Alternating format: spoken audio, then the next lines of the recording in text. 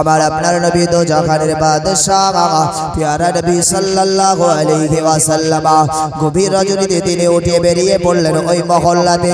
যখন তিনি ওই গ্রামে প্রবেশ করলেন দেখতে পান একজন বুড়ি মহিলা, মাথায় তার একটা গাঠরি, মাথায় তার একটা বোঝা, আর ওই বুড়ি মহিলা গালি দিতে দিতে যাচ্ছেন।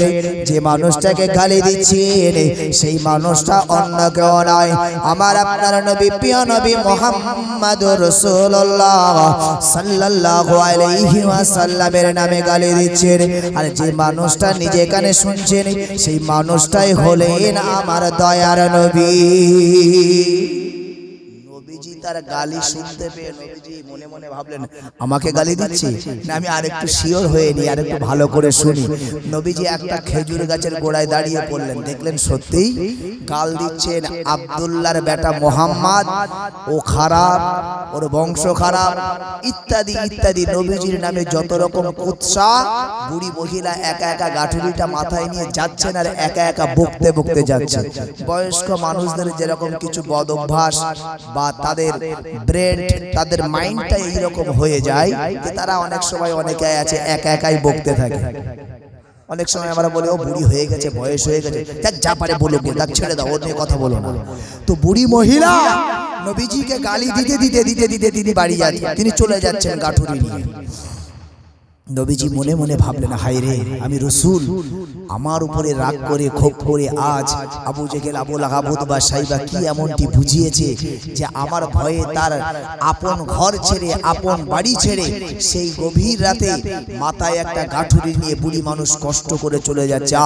আমি রাসূল সাল্লাল্লাহু আলাইহি ওয়াসাল্লাম কিয়ামতের দিন এই বুড়ি মহিলার জন্য দায়ী হয়ে যেতে পারি। বিশ্বনবী ওই সময় ভাবলেন না না না, আমার জন্য একজন বুড়ি মহিলা কষ্ট পাবে আর আমি রাসূলুল্লাহ এটা দেখবে, এটা কখনো হতে পারে না। মহান আল্লাহ পাক আল্লাহ তাআলা আমাকে রহমত স্বরূপ করে পাঠিয়েছেন। কোরআন শরীফে আমার আল্লাহ বললেন ওয়া মা আরসালনাকা ইল্লা রাহমাতাল লিল আলামিন। হে দুনিয়ার বান্দা বান্দিরা মনে রাখো, হে আমার হাবিব আপনি মনে রাখুন, পৃথিবীর জমিনে আমি আল্লাহ কুল সৃষ্টির জন্য আপনাকে রহমত করে পাঠিয়েছি। সে হিন্দু হতে পারে, খ্রিস্টান হতে পারে, জৈন হতে পারে, বৌদ্ধ হতে পারে, সে মানুষটা মধ্যবয়স্ক হতে পারে, সে মানুষটা বৃদ্ধা হতে পারে, সে মানুষটা শিশু হতে পারে, কিন্তু আমি রব্বুল আলামিন আল্লাহ, আমি যাদের রব, আমি যাদের সৃষ্টিকর্তা, আপনি তাদের জন্য রহমত। আর আমি রাসূল পাক সাল্লাল্লাহু আলাইহি ওয়াসাল্লাম আমার আল্লাহর রহমত দিয়েছে।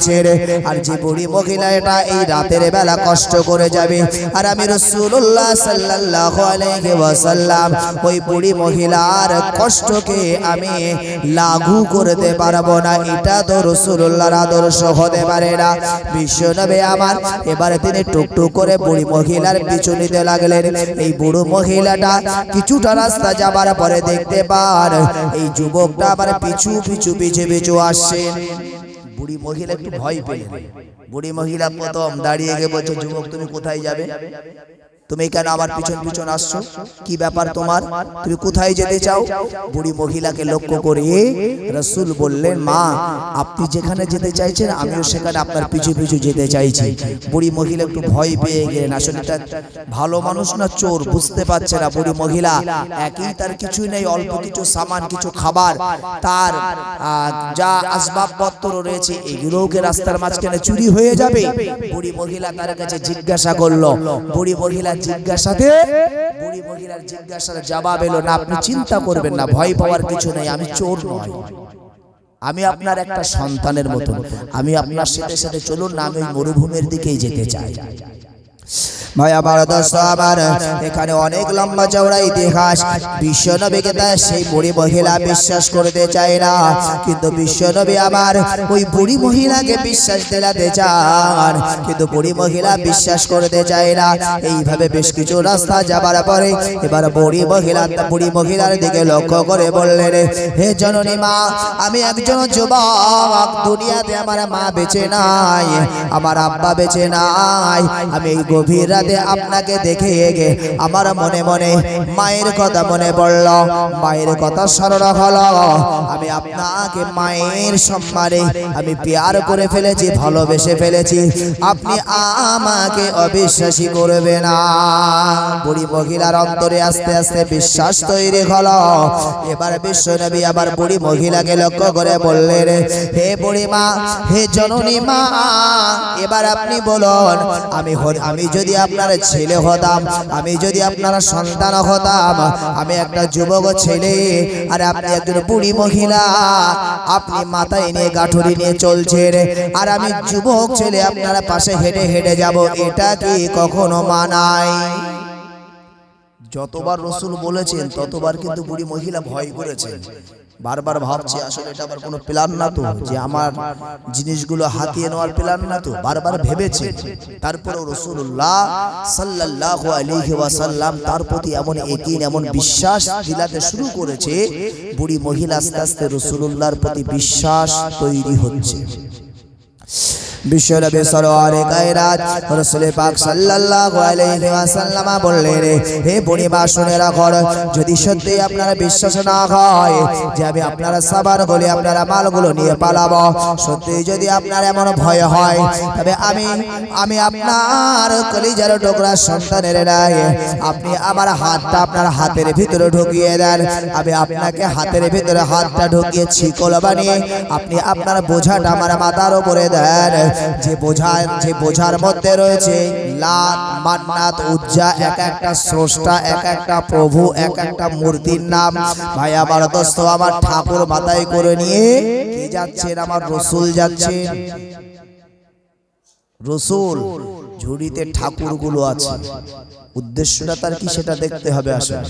তাই বলে আপনাকে মাথায় নেওয়ার কথা আমি শিক্ষা দিচ্ছি না। বিশ্বনবী আবার তার ওই লাত, মান্নাত, উজ্জা এই সমস্ত নামক মূর্তিগুলো বিশ্বনবী আমার মাথায় করে নিয়ে ওই বুড়ি মার সাথে হেঁটে হেঁটে হেঁটে হেঁটে চলে যান। এমন করে বুড়ি মা বারংবার আমার আপনার নবী, দয়ার নবী, মায়ার নবীকে জিজ্ঞাসা করে, হে যুবক, তোমার প্রতি আমারও ভালোবাসা বাড়তে শুরু হয়েছে, একবার বলো হে বেটা তোমার নামটা কি? নবীজি নাম বলতে চান না, তার কারণ হলো ওই বুড়ি মা যতক্ষণ পর্যন্ত পূর্ণরূপে আমি নবী মুহাম্মদুর রাসূলুল্লাহ সাল্লাল্লাহু আলাইহি ওয়াসাল্লাম আমার উপরে পরিপূর্ণ ইয়াকিন না করবে, যখনই বিশ্বনবীর নামটা জিজ্ঞাসা করে, বিশ্বনবী আমার নাম না বলে বরং অন্যান্য কথাই বুড়ি মার সাথে আবার কথাটা ঘুরিয়ে দেয়। ভাই আমার দোস্ত আমার, এমনি করে বহু রাস্তা হেঁটে হেঁটে হেঁটে হেঁটে একটা পাহাড়ের চূড়ায় দাঁড়িয়ে গেলেন। বুড়ি মা বললেন, যুবক, এখানে আমি থাকবো, তুমি যদি আমার সাথে থাকতে চাও এখানে থাকতে পারো। বিশ্বনবী আমার ওই বুড়ি মা ওখানে এমনি করে তার ওই মাথার কাঠুরিটা নামালেন।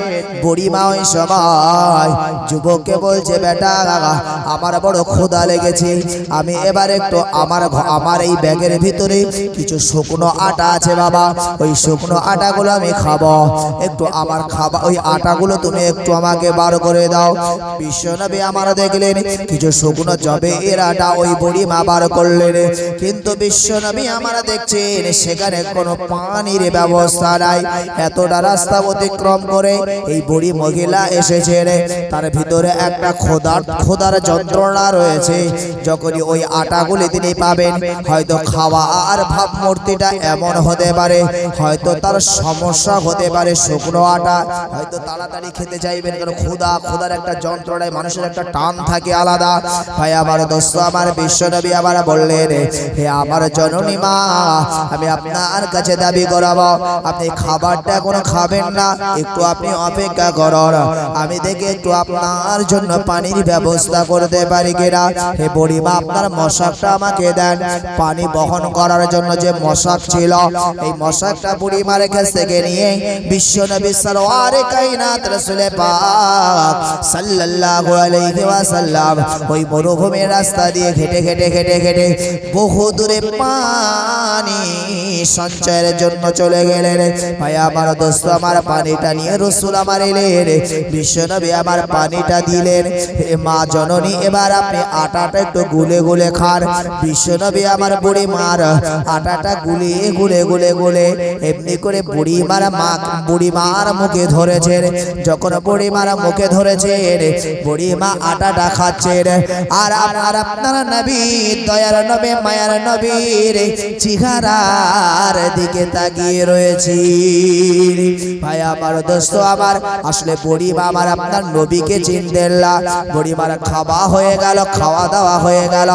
এমন সময় আমার আপনার নবী, দয়ার নবীকে জিজ্ঞাসা করলেন, হে যুবক, এত রাস্তা অতিক্রম করলাম, এত সময় পর্যন্ত তোমার সাথে বাক্য আলাপ হলো, বাবা ছেলে তোমার নামটা আমার জানা হলো না, একবার তোমার নামটা আমাকে বলো। ভাই আমার দোস্ত আমার, নামটা তুমি বলো। হে যুবক শোনো, তোমার দেখে আমার এত স্নেহ, এত ভালোবাসা, এত প্যার, এত মহাব্বত বেড়ে গেছে। যদি সত্যিকারের অর্থে তুমি যদি জামানার এ যুগের সময়ের নবী হিসাবে যদি তুমি দাবি করতে, বিনা দ্বিধায় তোমার হাতে হাত দিয়ে কলেমা পড়ে নিতাম। কিন্তু আজ কোথাকার কি ওই মক্কার আব্দুল্লাহর এতিম বেটা মোহাম্মদ, সে আজ নবী বলে দাবি করেছে।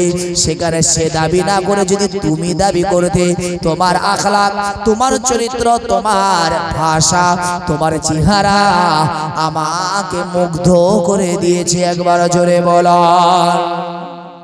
বিশ্বনবীর আর বুঝতে বাকি থাকতে পারে? বিশ্বনবীর কাছে বারংবার নাম জিজ্ঞাসা করেছে, রসুল নাম বলেননি। রসুল্লাহ কথা ঘুরিয়ে ঘুরিয়ে ঘুরিয়ে ঘুরিয়ে কৌশলে ওই বুড়ি মহিলাকে ওই পর্যন্ত এনেছেন। হে তরুণেরা, যুবকেরা, যখন বুড়ি মায়ের কথা বললেন, বিশ্বনবী সরওয়ারে কায়নাত রাসূল পাক সাল্লাল্লাহু আলাইহি ওয়াসাল্লাম, হুজুর আমার এবারে বুঝতে পেরেছেন, যদি এবার আমি আমার নামটা ঘোষণা দিই, নিশ্চয়ই আর কোনো অসুবিধা থাকতে পারে না।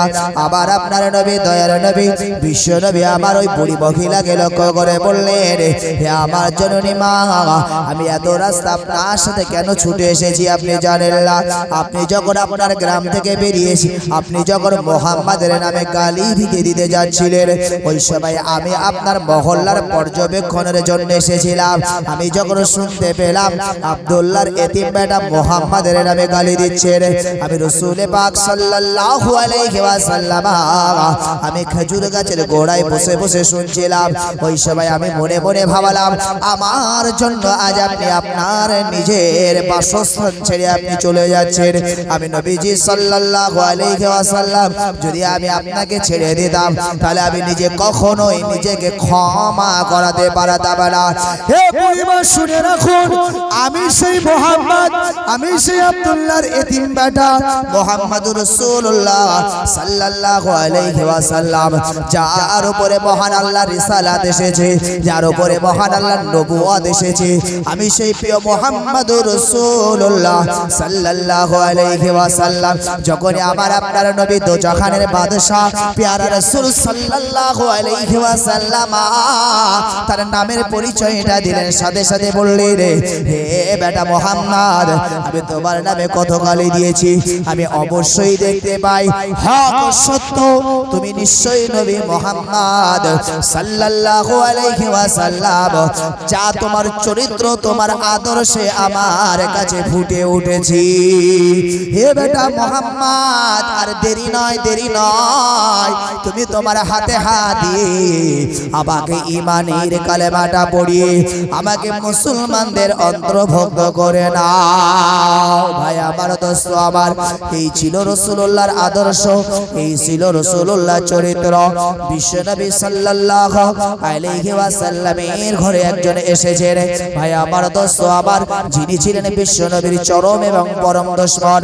বিশ্বনবীর দুশমনী করে বিশ্বনবীকে হত্যা করার জন্য, বিশ্বনবীকে মারার জন্য বিশ্বনবীর ঘরেরই মেহমান হয়ে এসেছি।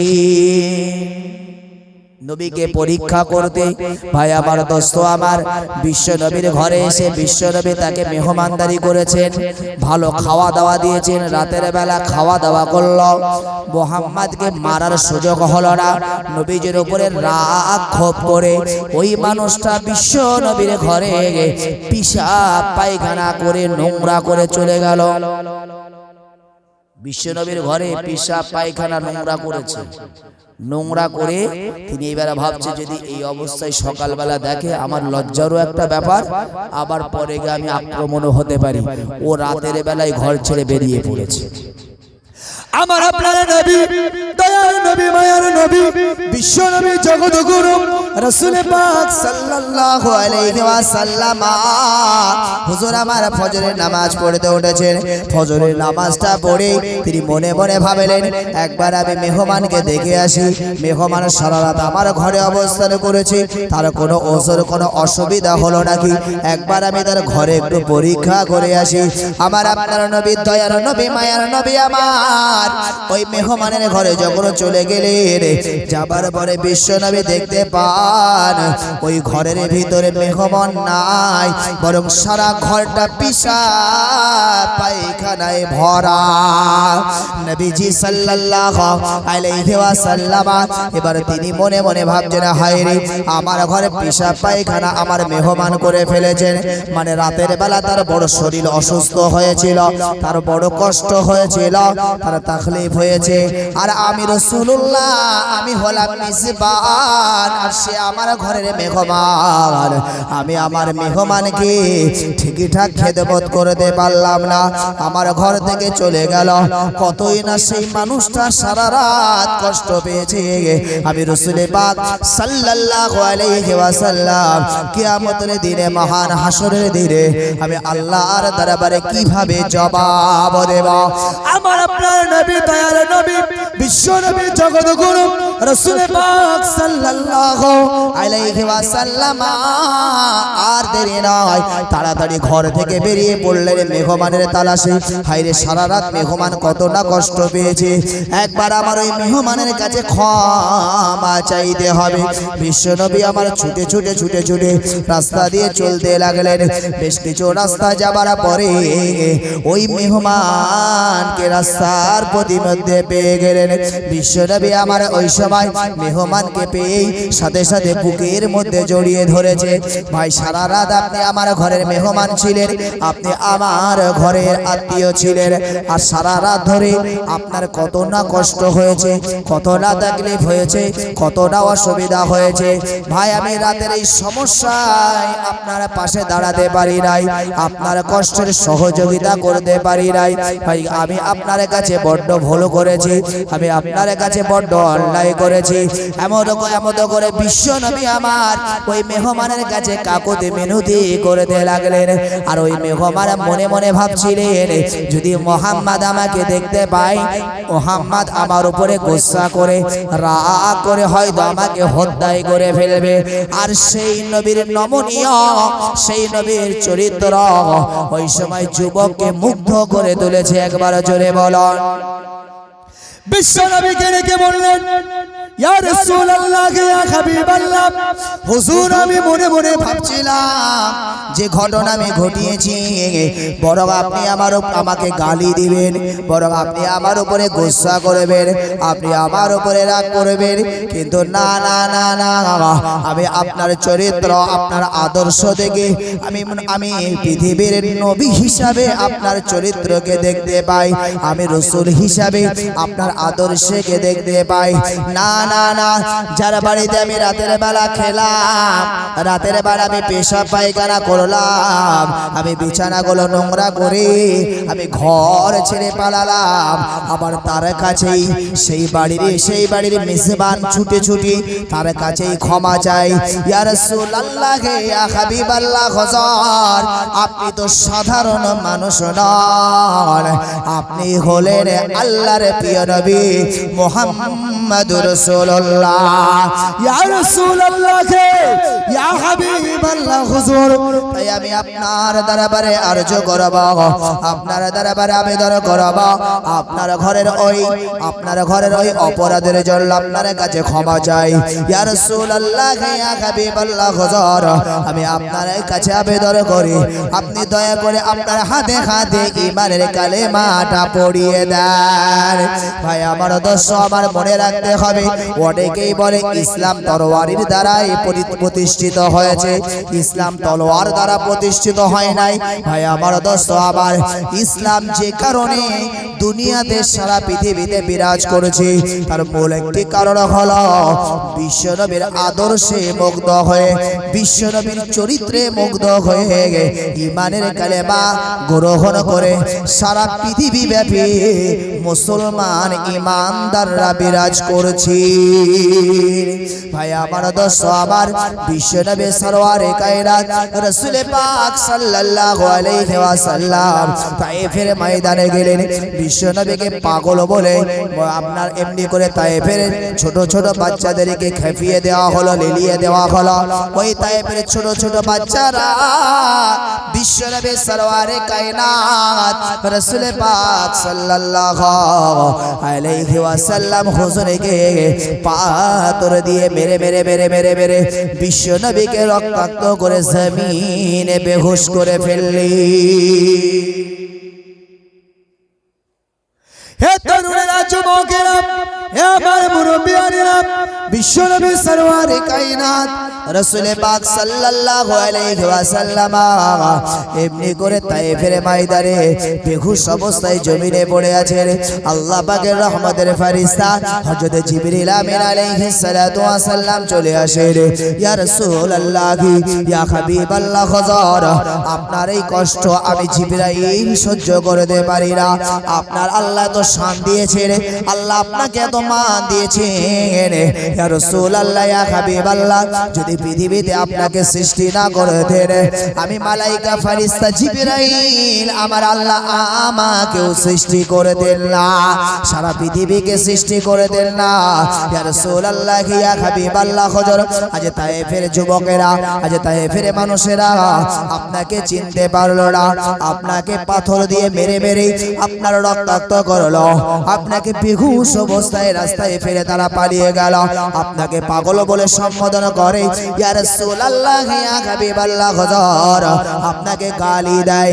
একবার আমি জিবরাইল, একবার আমাকে অর্ডার করুন, একবার আমাকে আদেশ করুন, আমি জিবরাইল আলাইহিস সালাতু ওয়াস সালাম, আল্লাহ আমাকে 600 ডানা দান করেছেন। হযরত জিবরিল আমিনের ডানা হলো 600। এই 600 ডানা দিয়ে আমি একটু ওদেরকে নাড়া চাড়া দিয়ে এই দুনিয়া থেকে তাদেরকে পরপারে পার করে দিই। বিশ্বনবী আমার বললেন, এ আল্লাহর মালাইকা ফেরেশতা জিবরাইল, নবীজি সাল্লাল্লাহু আলাইহি ওয়াসাল্লাম ডেকে বললেন, ভাই জিবরাইল, খবরদার খবরদার, তুমি তাদেরকে মেরো না, তাদেরকে তুমি ধ্বংস করো না, বরং আমি রাসূল পাক সাল্লাল্লাহু আলাইহি ওয়াসাল্লাম তারা আজ আমাকে চিনতে পারে নাই, আমি তো আল্লাহ পাকের রহমতের নবী, আল্লাহ আমাকে রাহমাত লিল আলামিন করে পাঠিয়েছেন। কোন মানুষের তাখলিফ, কোন মানুষের জন্য আমি রাসূলুল্লাহ বদদুয়া করতে পারি না, কোন মানুষকে আমি কষ্ট দিতে পারি না। হে ভাই জিবরাইল, তবে আমি রাসূল পাক সাল্লাল্লাহু আলাইহি ওয়াসাল্লাম আমি আল্লাহর কাছে দোয়া চাই, আল্লাহ হয় এদেরকে হিদায়াত দেখ, নালে এদের পরবর্তী প্রজন্মকে হিদায়াত দান করেন আল্লাহ। হে ভাই জিবরাইল, যদি তুমি এদেরকে মেরে ফেলো, এদেরকে ধ্বংস করে ফেলো, এদের পরবর্তী প্রজন্ম তারা পৃথিবীতে আসবে না, আর আমি রাসূল পাক সাল্লাল্লাহু আলাইহি ওয়াসাল্লাম এদের পরবর্তী প্রজন্মের কাছে আমি রাসূলুল্লাহ আমার রিসালাত পৌঁছাবে না। আমি একটা সাইড বেছে নিয়েছি, খালি রাসূলুল্লাহর চরিত্রটাকে আপনাকে বোঝাচ্ছি। বিশ্বনবী সরওয়ারে কায়নাত রাসূল পাক সাল্লাল্লাহু আলাইহি ওয়াসাল্লাম তিনি এমনি সাহাবীদেরকে নিয়ে দ্বীনের আলাপ আলোচনা করেছেন। এমন সময় বিশ্বনবীর চাচা আবু জাহেল বিশ্বনবীর চরম এবং পরম দুশমন বিশ্বনবীর দরবারে চলে এলেন।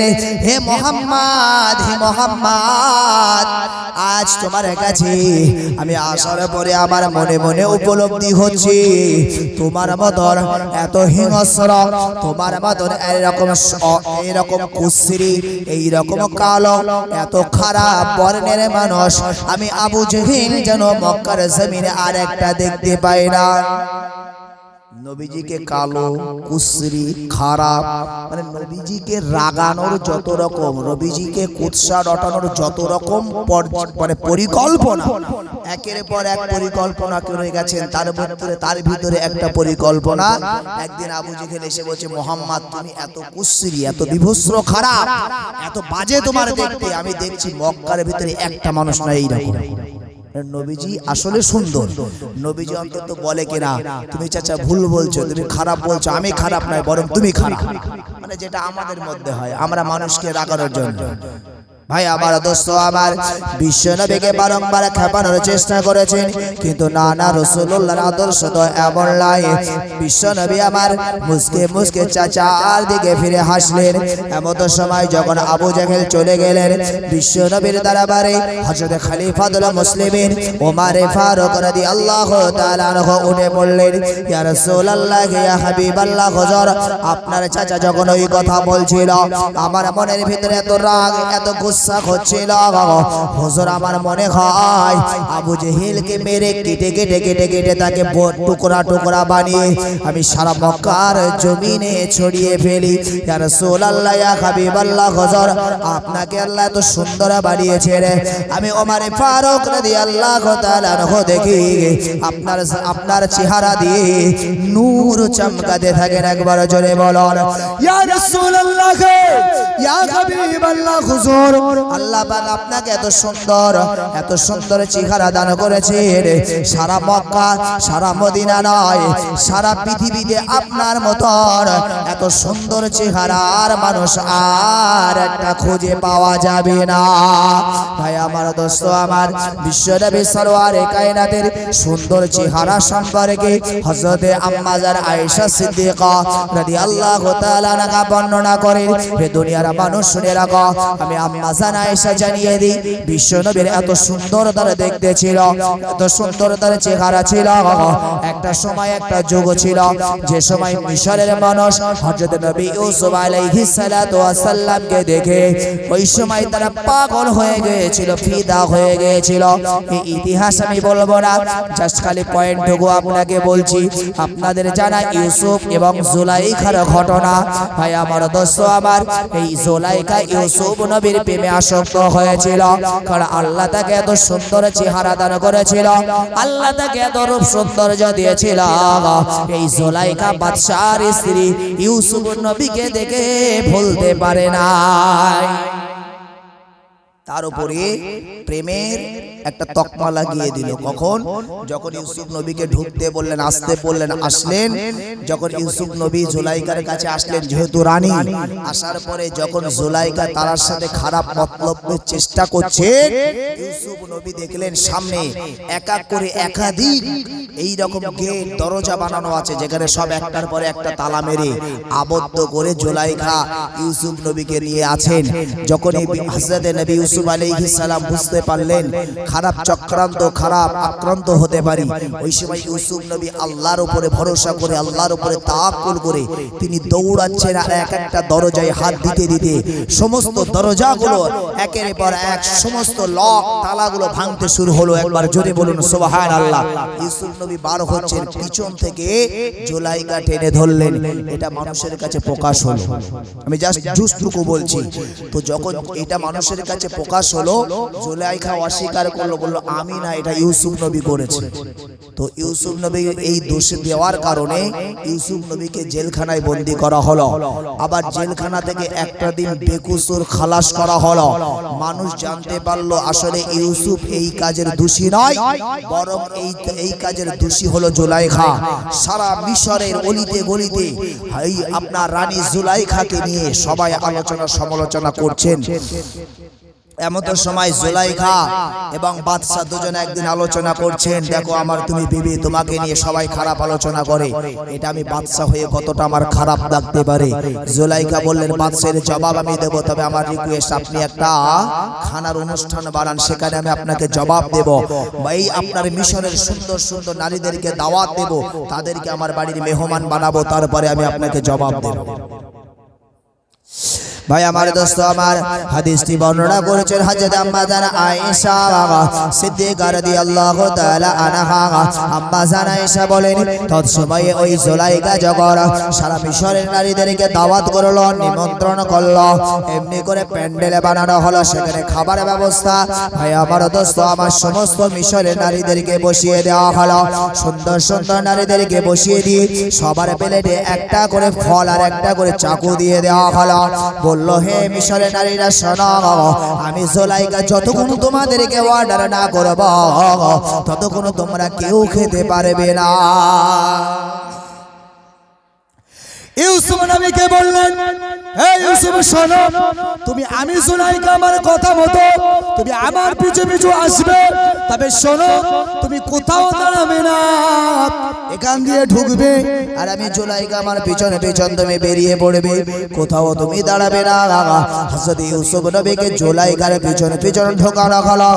প্যান্ডেলের ভিতরে সবার হাতে ফল, এমনি করে পাত্র চাকু পৌঁছে গেল। যখন হযরত ইউসুফ নবী এমনি করে ভিতরে প্রবেশ করলো, সবার নজরটা যখন ইউসুফ নবীর উপরে পড়লো, এমন সময় জুলাইখা বলতে লাগলো, হে মিশরের নারীরা, দেরি নয়, তাড়াতাড়ি তোমরা তোমাদের হাতের ফলগুলো এবারে কাটতে শুরু করো। হযরত ইউসুফ নবীকে ওই মিশরের নারীরা দেখলো আর একে অপরের ভিতরে জবান থেকে বলতে লাগলো, মানুষ না ফারিস্তা না অন্য কিছু, এইভাবে বলতে লাগলো। এদিকে জুলাইখা বলেছে ফল কাটো, এই চিন্তার এদিকে ফল কাটা। ভাই আমার দোস্ত আমার, হযরত নবী ইউসুফ আলাইহিস সালামের চেহারা থেকে কেউ মুখটা ফিরায় না। আর এদিকে জুলাইখার অর্ডার হলো, সাথে সাথে ফলটাও কাটা শুরু করলো। এমনি করে ইউসুফ নবীকে বার করে নেওয়া হলো। এই সময় জুলাইখা আবার পিছনটা ঘুরে আবার প্যান্ডেলের দিকে ঢোকলো। তিনি ঢোকার সাথে সাথে দেখতে পান সবার প্লেটের মধ্যে রক্ত লেগে। ভাই আমার দোস্ত আমার, ওই সময় জুলাইখা বললেন, হে মিশরের নারীরা, তোমাদের প্লেটে কেন রক্ত দেখতে পাই? আমি তো তোমাদেরকে ফল কাটতে বলেছিলাম, কেন তোমাদের প্লেটে রক্ত দেখতে পাই? ভাই আমার দোস্ত আমার, মিশরের নারীরা এবার হাত ফলো করতে লাগলেন। কেউ দেখলেন কারোর একটা আঙুলে কেটে গেছে, কারোর দুটো আঙুল, কারোর তিনটে আঙুল। এইভাবে অনেক নারীরা দেখতে পান কারোর পুরো 5টা আঙুলি কেটে গেছে। ভাই আমার দোস্ত আমার, ওই সময় হযরত আম্মা জান আয়েশা সিদ্দিকা রাদিয়াল্লাহু তাআলা আনহা পূর্বের ওই কথা বললেন, হে দুনিয়ার মানুষ শুনে রাখো, আমার আপনার নবীর এত সুন্দর চেহারা ছিল, এত সুন্দর তাকে আল্লাহ দেখতে দিয়েছিল, যে সময় মিশরের নারীরা ইউসুফ নবীকে দেখে তারা হাত কেটে ফেলেছিল। আর তারা যদি আমার দয়ার নবী, মায়ের নবী, বিশ্ব নবীর নূরানি চেহারাটা একবার যদি তারা দেখতো, আর এই অভিনব কায়দা যদি তাদের সম্মুখে রাখা হতো, আমি আয়েশা সিদ্দিকা রাদিয়াল্লাহু তাআলা আনহা জানিয়ে দিই, তারা তো আঙুল কেটে ফেলেছিল ইউসুফ নবীকে দেখে, আর আমার রাসূলকে দেখলে তারা কলিজা কেটে ফেলতো। তারা ইউসুফ নবীকে দেখে আঙ্গুল কেটে ফেলেছিল তার সৌন্দর্য দেখে, আর আমার রাসূলুল্লাহর সৌন্দর্য যদি তারা দেখতো তাদের কলিজা কেটে ফেলতো। রাসূলুল্লাহর এত সুন্দর চেহারা। আর আবু জেহেল বলছে কুসরি, বিভৎস, খারাপ, কালো। আর রাসূলুল্লাহ সাহাবী উমরে ফারুক বললেন, হুজুর না না না, আপনার চেহারা হলো সবথেকে নূরানি চেহারা, আপনার এই চেহারার মানুষ সারা পৃথিবীতে খুঁজলে আর একটা পাওয়া যাবে না। নবীজি বললেন, উমর তোমার কথাটাও ঠিক, আর আমার চাচা আবু জাহেলের কথাটাও ঠিক। নবীজি একবারও গরম হলেন না। আসলে রাসূলুল্লাহ এই যে আবু জাহেলের কথাটাও ঠিক, উমরের কথাটাও ঠিক, রাসূলুল্লাহর কাছে যথাযথ প্রমাণ রয়েছে, আর এখান থেকে আমাদেরও একটা শিক্ষা আছে। বিশ্বনবীর কাছে হযরত ওমর ফারুক রাদিয়াল্লাহু তাআলা আনহু প্রশ্ন করলেন, ইয়া রাসূলুল্লাহ ইয়া হাবিবাল্লাহ হুজুর, আসলে ব্যক্তি তো আপনি একা, মানুষটা হলেন আপনি একা, ইয়া রাসূলুল্লাহ ইয়া হাবিবাল্লাহ হুজুর, তবে আপনার কাছে আমার জিজ্ঞাসা একবার বলুন, আমার চেহারায় আপনি ভালো আর আবু জেহেলের চেহারায় কুসরি, আপনি বলছেন ওরটাও ঠিক আমারটাও ঠিক। বিশ্বনবী আমার বললেন, হে আমার সাহাবী ওমর শোনো, আমার চাচা আবু জেহেল, আমি তো তার কাছে চরম এবং পরম দুশমন, আমি তার কাছে শত্রু, আমি তার বন্ধু নাই। হে আমার ওমর শোনো, কোন মানুষ যদি কোন মানুষের কাছে দুশমন হয়ে যায়, ওই মানুষটার কাজ, ওই মানুষটার চেহারা, ওই মানুষটার কথা, ওই মানুষটার খাবার সব কিছু তার কাছে খারাপ হয়ে যায়। চার দোকানে গিয়ে গল্প করছে, আমাদের গ্রামের জব্বার কত ভালো ছেলে, তার বাড়ি কালকে জলসা হয়েছে, এই হয়েছে সেই হয়েছে, সমালোচনার আলোচনা হচ্ছে চায়ের দোকানে, যার সাথে দুশ্মনী আছে বলছে হর বাদ দে তোর কথা, ওর কথা বাদ দাও। ওই ছেলেটা ভালো বলছে, হ্যাঁ ভালো, তুমি ভালো জানো, বলছে জড়ি জলসাটায় প্রচুর লোক হয়েছিল, বিরাট ব্যাপার, বলছে ঘোড়ার কচু হয়েছিল, সবটা তখন খারাপ হয়ে যায়। বলছে রান্নাগুলো খুব ভালো হয়েছিল, বলছে একটা রান্নাও ভালো হয়নি। যার দুশ্মন হয় তার সবকিছু খারাপ হয়, এটা স্বাভাবিক নলেজও আপনি দেখবেন। বিশ্বনবী আমার বললেন, হে সাহাবী ওমর শোনো, আমি রাসূল পাক সাল্লাল্লাহু আলাইহি ওয়াসাল্লাম, আমার চাচার কাছে আমি চরম এবং পরম দুশমন, সেহেতু সেই চাচার কাছে আমার সব চরিত্র, আমার সব আদর্শ, আমার সব চেহারা, আমার সব কার্যকলাপ সবটুকুই তার কাছে কুশ্রী বিবস্ত্র খারাপ, এটাই স্বাভাবিক। তবে ওমর শোনো, তুমি আমাকে পিয়ার করো, তুমি আমাকে ভালোবাসো, তুমি আমাকে মহব্বত করো, আমার সমস্ত কৃতকর্ম, আমার চেহারা, আমার বলা, আমার মানা সবটাই হবে তোমার কাছে ভালো। তরুণেরা, যুবকেরা, এখানে বলার উদ্দেশ্য ছিল বিশ্বনবীর চরিত্র, বিশ্বনবীকে রাগানোর চেষ্টা করলো, কিন্তু বিশ্বনবী আমার একটা বারের জন্য চাচা আবু জেহেলের উপরে রাগ দেখালেন না। বিশ্বনবীর কাছে একদিন আবু জেহেল এলো, হে মুহাম্মদ শোনো, আমি তোমার চাচা আবু জেহেল তোমাকে বলবো, হয় তুমি বলো পৃথিবীতে তোমার এক স্রষ্টা আল্লাহ, এক প্রভু আল্লাহ, লা ইলাহা ইল্লাল্লাহ, আল্লাহ ছাড়া কোনো স্রষ্টা নাই, আল্লাহ ছাড়া কোনো মালিক নাই, আল্লাহ ছাড়া কোনো খালিক নাই। আর আমি আবু জেহেল বলছি, আমার অনেকগুলো স্রষ্টা, যাদের মধ্যে একজনের নাম হলো লাত, একজনের নাম হলো মান্নাত, একজনের নাম হলো উজ্জা, এইভাবে আমার অগণিত মূর্তি রয়েছে। তবে আমি আমার প্রভুকে দেখতে পাই, আমি আমার স্রষ্টাকে দেখতে পাই। হে মুহাম্মদ, তোমার প্রভু, তোমার স্রষ্টা কোথায়?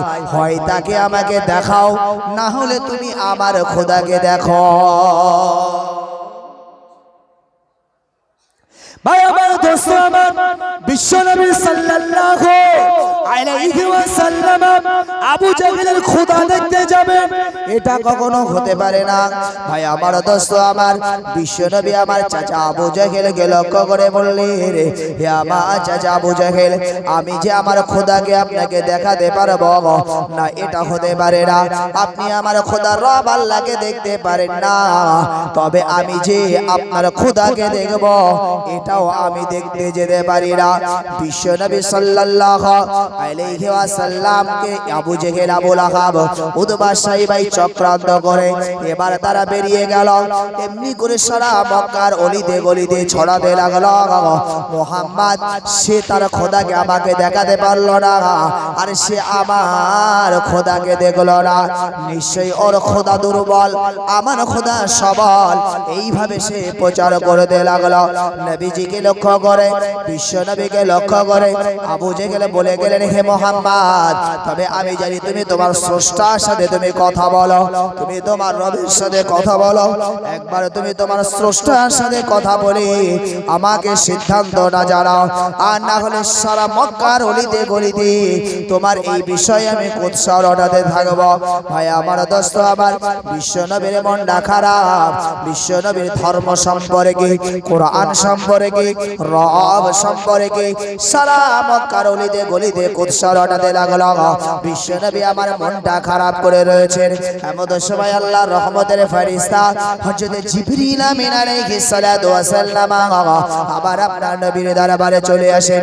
ইয়া রাসূলুল্লাহ, ইয়া হাবিবাল্লাহ, হুজুর আপনি মন খারাপ করবেন না।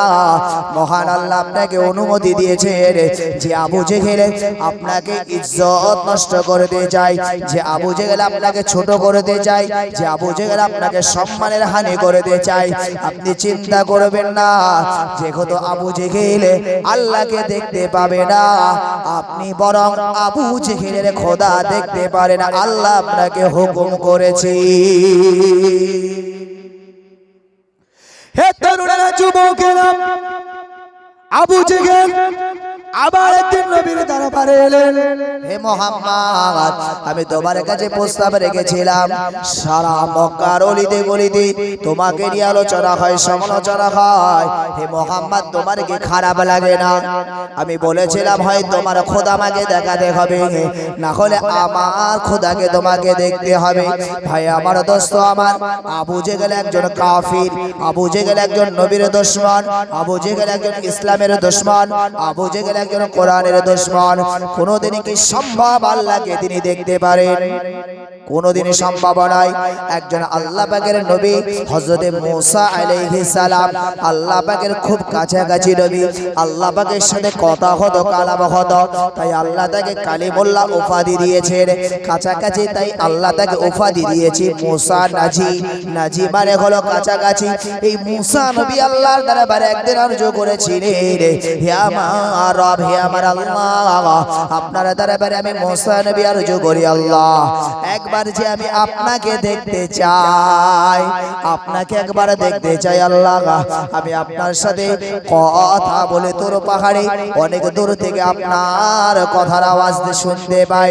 ও আল্লাহ, আমি মুসা পয়গম্বর, আমার দেখার বড় শখ জেগেছি, আমি যে আপনাকে দেখতে চাই। আল্লাহ বলে মুসা দেখতে পাবে না। মুসা বলছে আল্লাহ আমি শুনবো না। আল্লাহ বলছে মুসা দেখতে পাবে না। মুসা বলছে আল্লাহ আমি যে আপনাকে দেখব। আল্লাহ বলছে মুসা তুমি সইতে পারবে না। মুসা বলছে আল্লাহ আমি একবার আপনাকে দেখতে চাই। আল্লাহ সময় দিলেন, তারিখ দিলেন, হে মুসা তুমি তোর পাহাড়ে চলে আসো। মহান আল্লাহ পাকের দিদারের জন্য মুসা নবী আলাইহিস সালাতু ওয়াস সালাম চললেন তোর পাহাড়ে। অনেক লম্বা চওড়া ইতিহাস, জাস্ট আমি জুস্টুকে বলছি। মুসা আলাইহিস সালাতু ওয়াস সালাম তোর পাহাড়ে উঠলেন। মহান আল্লাহ পাক আল্লাহ তাআলা তার আপনার 70,000 নূরের পর্দা আছে। মহান আল্লাহ পাক আল্লাহ তাআলা নূরের পর্দা থেকে একটা ঝলক মুসাকে দেখালেন।